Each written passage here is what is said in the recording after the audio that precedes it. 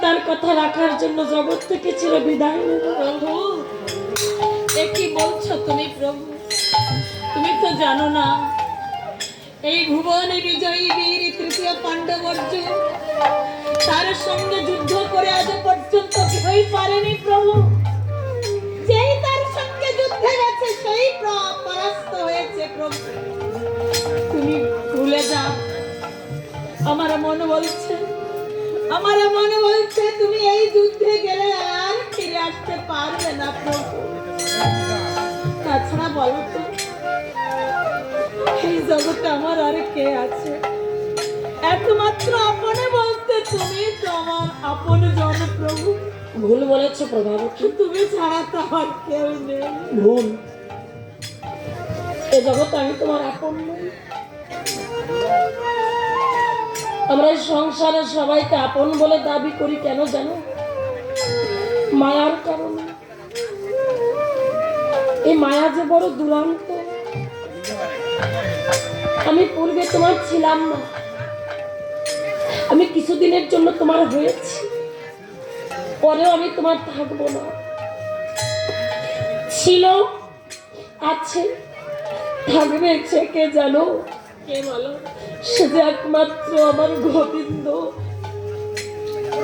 প্রভাবতী, এই জগতে যার কেউ নেই তার যে ওই একজন আছে। ওরে ভাবে যা যার কেউ নাই তার।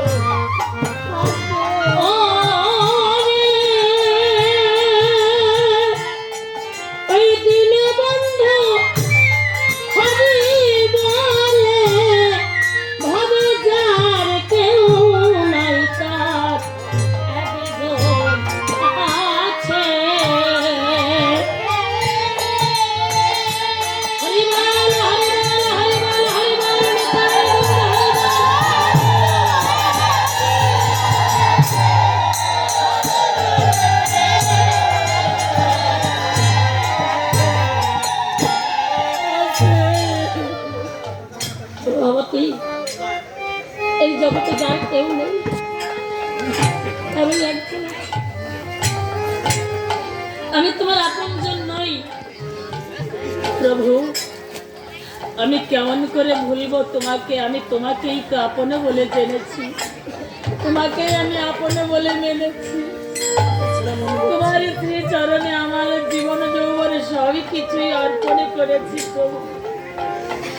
আমি তো গোবিন্দকে চিনি না প্রভু, তাকে ডাকতে পারি না, তার নাম জানি না, নাম জানি না প্রভু। তাছাড়া জানো প্রভু, আমার মনে বলছে তুমি এই যুদ্ধে গেলে আর ফিরে আসতে পারবে না প্রভু। প্রভাবতী, তোমার মনে বলছে যুদ্ধে গেলে আমি আর